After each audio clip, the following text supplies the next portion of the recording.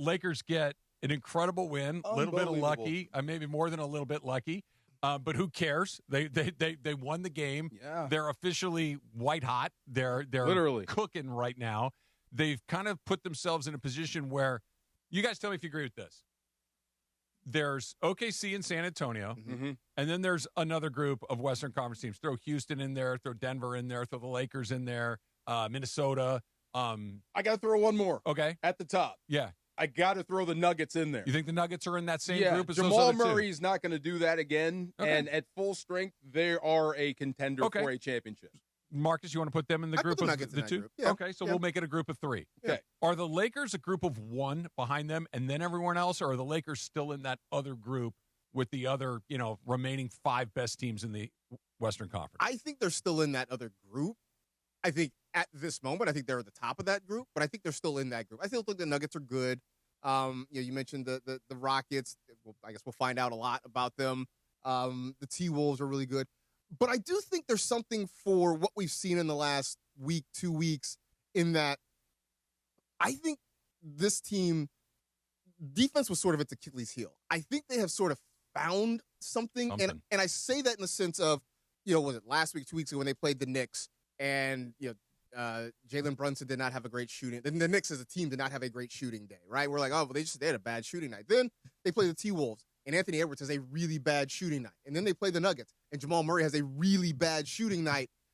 When it's 3 games in a row, that feels like something has changed. What's the old line? Once is something, twice is a coincidence, 3 is a trend? Yeah. Yeah. I think that's where we are right now. I hope so. I mean, we said this before. A week from today, we could be like, damn, this is bad, because they're about to start a tough part of the schedule.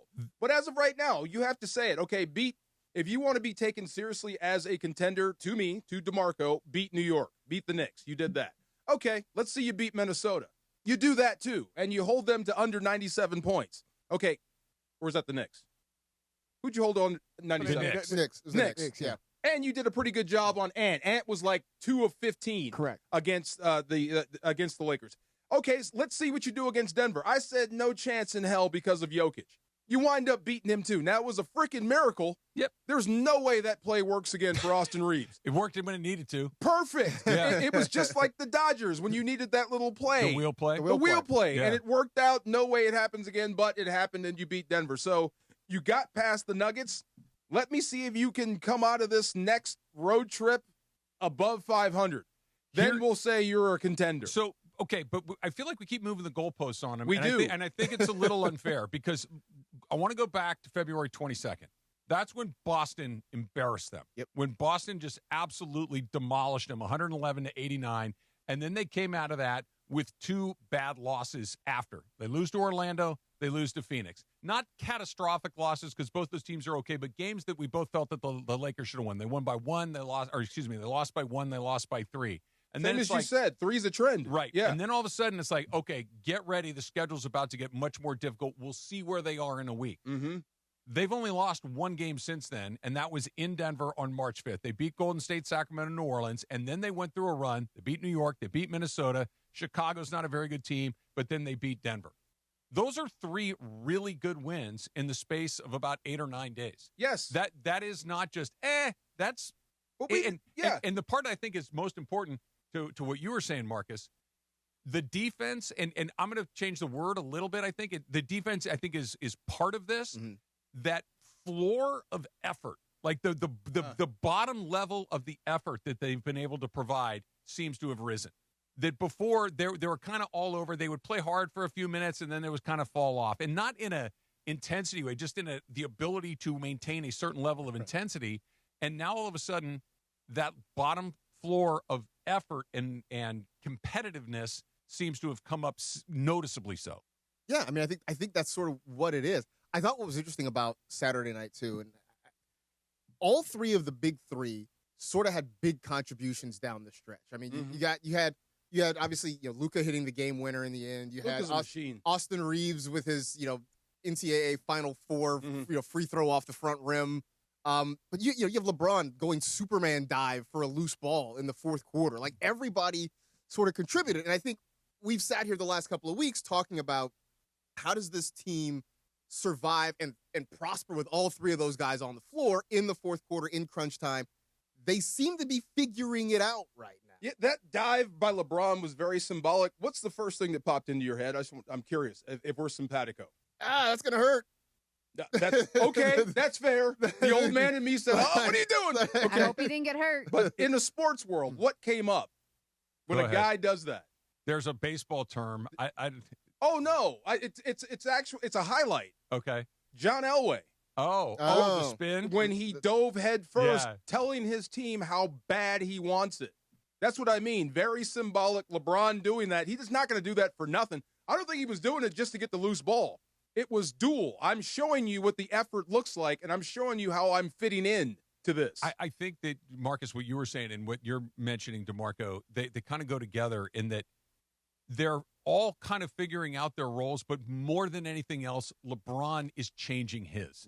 Right? Like, Luka's role is still basically Luka's role. Luka's role is go get points. Win or lose, he's going to score 32. Go get buckets. Go set up other people. Yeah. Go be Luka Doncic. And by the way, can we start every season with 15 tees? Can we just open the season And with just 15 get it out of the tees and way? just get it over? Because he's been far better at this since he got that 15th tee because he doesn't want to miss any time. That's a topic for another one. Austin Reeves' role, I think, has changed mostly because LeBron has changed his. Exactly. That Austin can basically say, I'm going to try to create my shots. I play really well together with Luka. I can attack the basket and do all these things.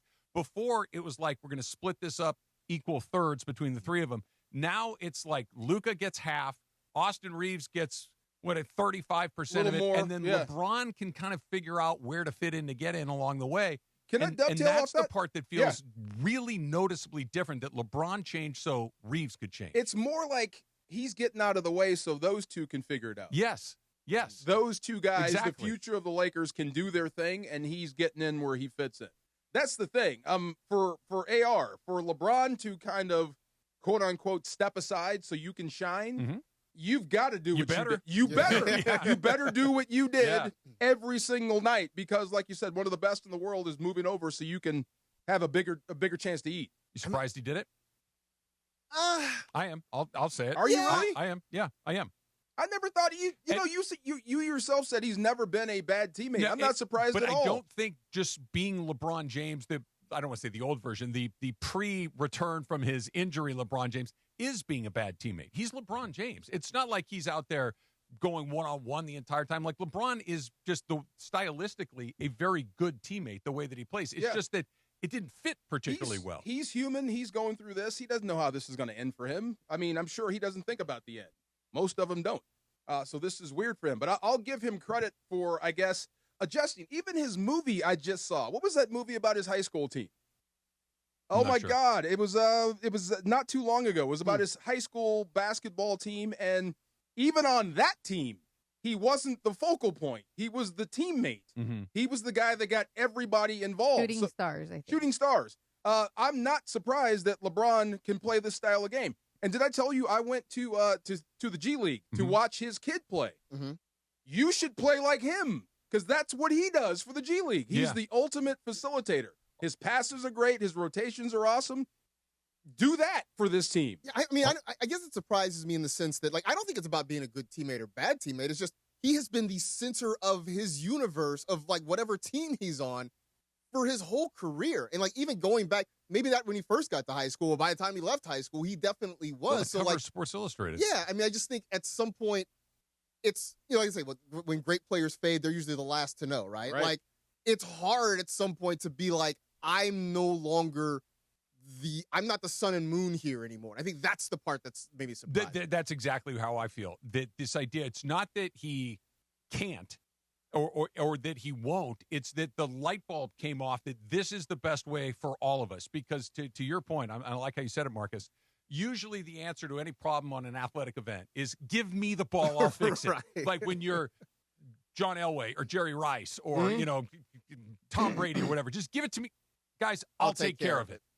and just get out of my way. That's not necessarily true anymore. And that takes some time to kind of have that moment. And I think he had it. And I think watching, we were talking about it during the course of those games last week, that kind of seems like, hey, that does look a little better. How can I fit in? And no one, at least I didn't think that he would have any trouble figuring out how to do it. No. It's just whether or not the light bulb would go Whether off he for him. trusts AR to do it. That's what I thought. It's like, can you trust him to do what you think you need to do? You know what I mean? I mean, hasn't he always elevated majority of players? Hasn't he always elevated their game? Like, if you want to talk about go back in Miami, he's always put himself in a role to where it elevates D Wade, it elevates Chris Bosh. When he came with the Cleveland Cavaliers, he played in a role still where he was that center of attention, but he also elevated Kyrie's game. He also elevated Kevin Love's game. And then I get it, going into the season, the fit, the spacing, all that stuff came into some problems. But he always I felt like he always came into the season understanding Luka's going to get his. Austin Reeves is going to get his. And honestly, we got to give credit to JJ Redick because he actually made the actual adjustments heading into these stretches and actually trusted the trio and gave them the chance to actually figure it out instead of pulling that trigger and keep on staggering the minutes. But he actually gave them a chance to actually go out there and fix the things necessary. It's the first time in his life he's been not on the top of the movie poster. Yeah. Right? It's Luka Doncic starring in the Lakers with Austin Reeves and LeBron James. Yeah. And that's the new thing. Like, even in Miami, it was LeBron James and the Miami Heat. It's the Cleveland Cavaliers and LeBron James and the Cavaliers. LeBron James and the LA Lakers. Now he's the and at the end. Still an important spot. Yeah. If you're last, that's actually an important spot. And it's cool for now because if they do get in the playoffs and even down the stretch, you're going to rely on LeBron to close out games.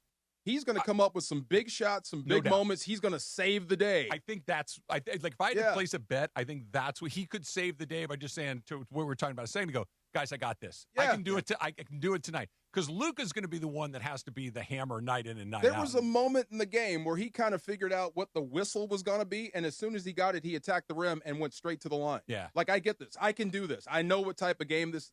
At some point, LeBron is going to be called upon to be LeBron, but as of right now, you're going to have to be in the what's the best seat if you're not driving? Not the front right seat. Do you want to be in the back left or back right? Back right is called the general's seat. That's where the general seat. That's where the guy drives. The general sits behind the shotgun guy. Then that's where LeBron is in the general seat. You're there. That's your job. He's calling the shots. There you go. He's got his legs crossed. He's got a nice roomy spot back there.